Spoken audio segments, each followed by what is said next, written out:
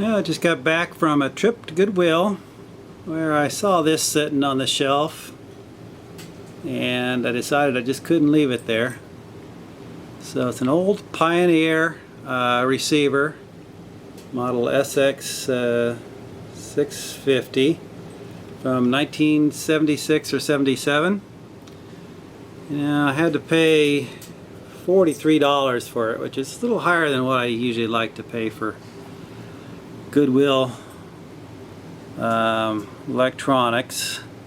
But you know, you don't see this silver face stuff show up very often anymore, I don't think. At least I haven't found it at the thrift stores, so thought I'd better grab it. Yeah, it looks in fairly decent shape. There's a couple areas where the vinyl is lifting off the wood side there, but I guess I can glue that down or re-vinyl it. I did power it up at the thrift store and I heard the speaker protection relay clicking in, so I'm hoping at least the power amp is in good shape. It's a little dirty, haven't plugged it in here or put a signal to it, so that's probably the next step. So go ahead and do that, see what it sounds like, if it makes any noise. So here we go. Well, looks like I've lucked out on this one. It seems to be working very well. Some of the controls, I think, are going to need some deoxit treatment, especially the speaker connection here. When I first plugged it in, I only got audio out of one speaker. I hooked up my headphones and noticed I was getting it out of both sides. Then just switching the speaker switch back and forth a few times, now I'm getting audio out of both sides on the speakers. So then if I reach back here and if you've never used Capital Bike Share before, the city will put my hand on the antenna, district residents will be able to keep their... You can see even the FM's working. So boy, it looks like it's in good shape. I'm not sure why anybody would donate it to Goodwill, but I'm glad they did. So 1970s, mid-70s vintage silver face receiver, and looks like it's in pretty good shape. I'll go ahead and pull it apart and clean up the faceplate here and deoxit all the pots and switches, but looks like it's just about ready to go.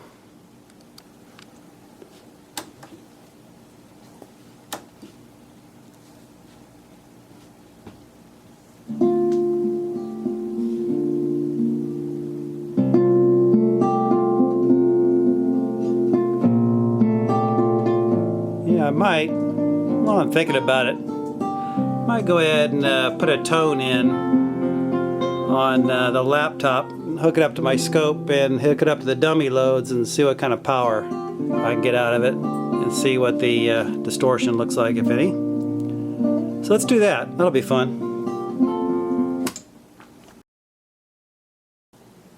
Okay, I got the receiver hooked up to the dummy loads.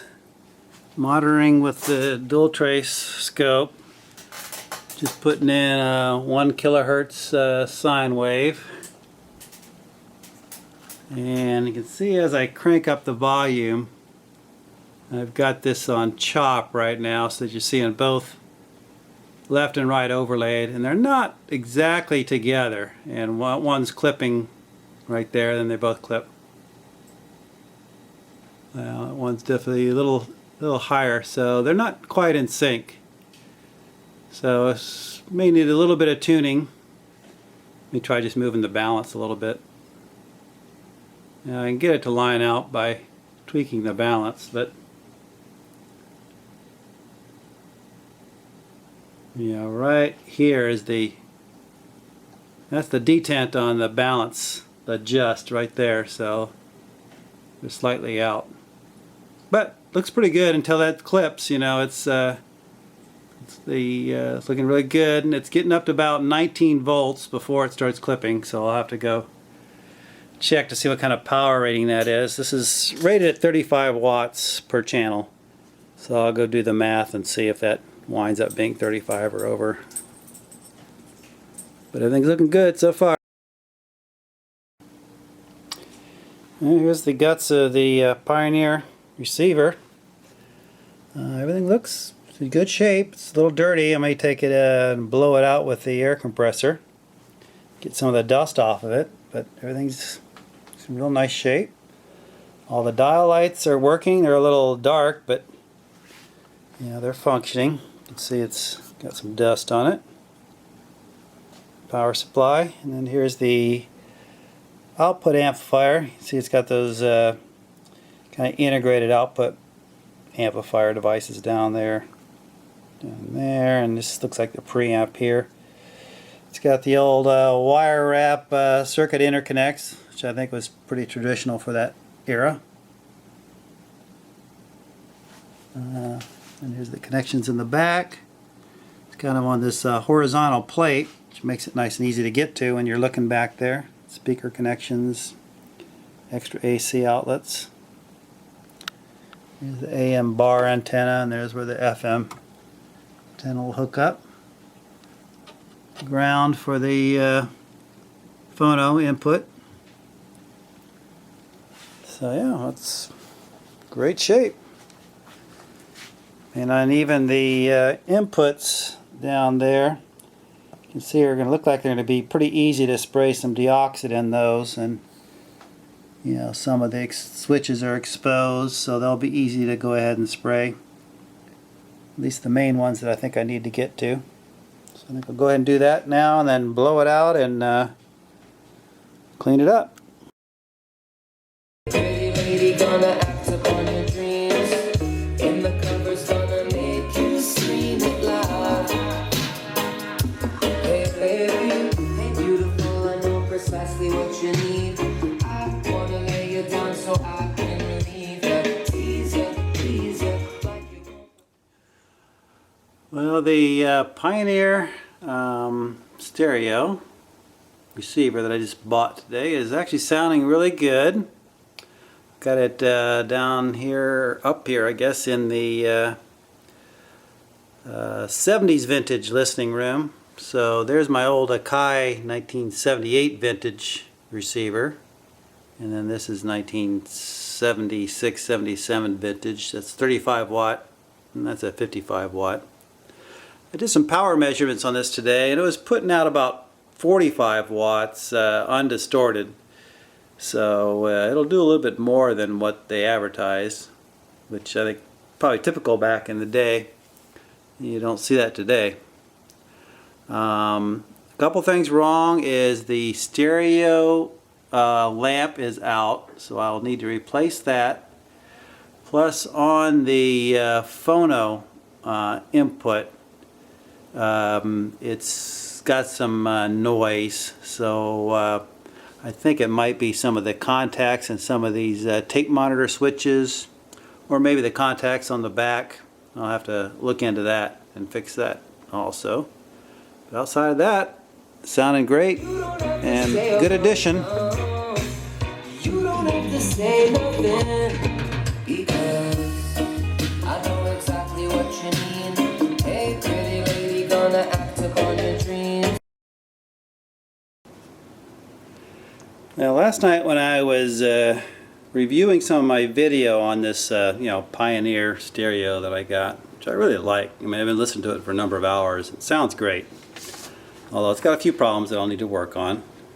But I noticed on the video, and here's a screen capture, that the price tag said set right there. And I said, wait a minute, I just got one receiver. I don't know what the set was. And then I remembered there was some Pioneer speakers that were next to this thing.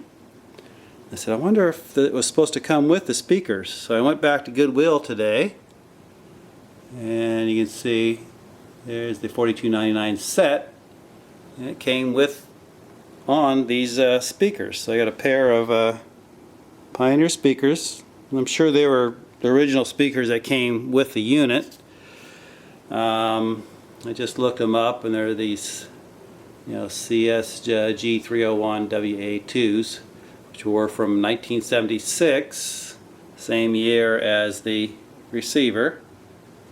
So mean, they seem to be matched too, power-wise and everything, with the receiver. So didn't really need speakers, but you know, figured they came with it. That means it's a little bit better deal. So now I figure maybe you know, out of the $43, you know, maybe $23 for the receiver, and you know, another $20 for the speakers pair. So even a better deal yet. These do have, of course, foam rot, you know, as any speaker from the era would have. But I've done a lot of refoaming, so that's not an issue. These do have some nice white cones, which I don't have any white cone speakers, so that'll be kind of fun. It looks like the foam attaches to the back side of the cone instead of the front to keep this cone nice and white all the way around. So that'll be a bit of a challenge when I re-foam these guys, but shouldn't be a problem. So I'll go ahead and order the parts.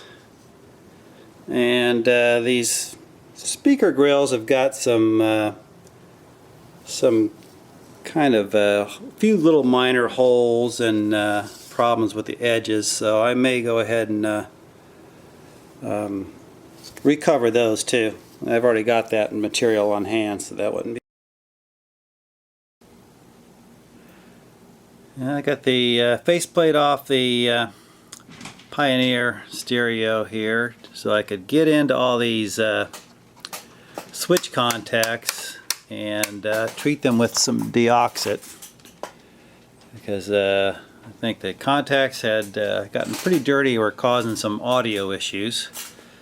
So I cleaned those up real good. I think they're going to be in good shape. Also on the back side, I used deoxit on all the pots, so they should be nice and clean. I used some electronics lube on all of the dial cord pulleys and everything to kind of free it up and make it nice and work easily. And cleaned up most of the inside, de-dusted everything on the inside of the receiver. Now I was having some issues with the phono input back here too, and I think it was being caused by these switches, which do the tape monitor function, and it actually runs the input signal, or at least the line level, through these guys. So if they're making bad contact, I think it impacts the audio. It seems to be what I was seeing. So after cleaning them up, I took these connections that are coming from my iPhone or pad or whatever, and I plugged it into the phono inputs right there, and then turned the audio way down to simulate the 5 millivolts of a phono, and it seemed to be working fine. So I think the noise that I was seeing on the phono input should be okay once I get it connected back up to a turntable. Now I'm going to go ahead, and I got here's the stereo light that's burned out, and I checked it and it's definitely burned out. So I've ordered some LED equivalents of those, and I'll go ahead and replace that one plus the power LED, which is right here. It's the same type of bulb. And while I was at it, I ordered, since the dial lights are getting pretty dark, they're the original 40-some-year-old lights, so I've ordered LED equivalents for there too, and I'll put them in also to brighten up everything. So that's what I've done here. Oh, I got a new batch of red IPA, new recipe I'm trying. So that's fermenting away. Just made that yesterday. And then the speakers, which I also got, I've pulled out the woofers, and I've gotten them all cleaned up. I removed all the foam from the outer band here on on the frame, and then cleaned up the back side too of the cone, which is where the foam was attached. So that's all ready for the refoaming kit when it comes in a few days or so. We'll go ahead and refoam those speakers and get them put back together. These magnets aren't massive, so I'm not expecting great sound out of these, but we'll see how they sound. So that's where we are so far. Just waiting on parts.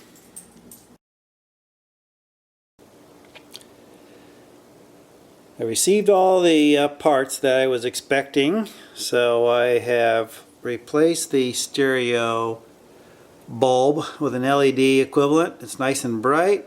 I also put the same one in the power LED, or the power bulb, so they both have LED equivalents. And I replaced all the dial lights with, they call them white, but I think they have a little bit of a sea green tint, which I kind of like. And like I said, I've got the same bulbs in my old Akai stereo. I like that color.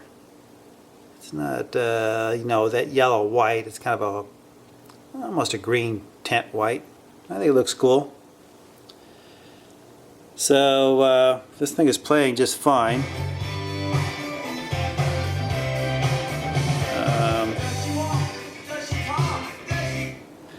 Got everything all cleaned up, and yeah, it looks really nice. It sounds great. I was having trouble with the phono input also before, but I cleaned up the contacts on these tape monitor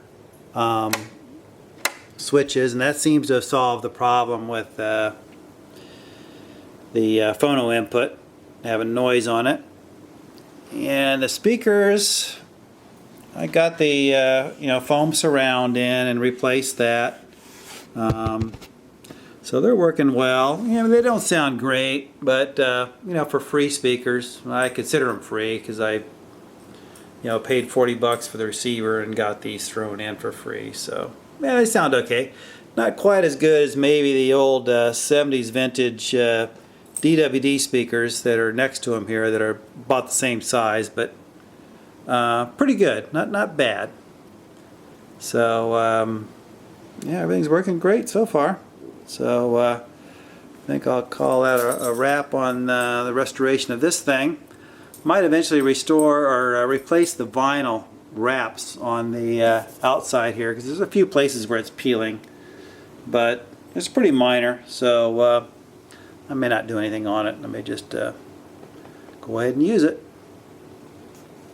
So that's it on the Pioneer SX-650 receiver and kind of matching speakers. I was originally thinking these were from the 70s, but as I was restoring them, I looked at the date code on all the drivers, and they're actually from 1987. So about 10 years later than the receiver itself. So I'm not sure why they came as a pair, because that's from, you know, 1976 basically, and the speakers are from 1987. But they go well together.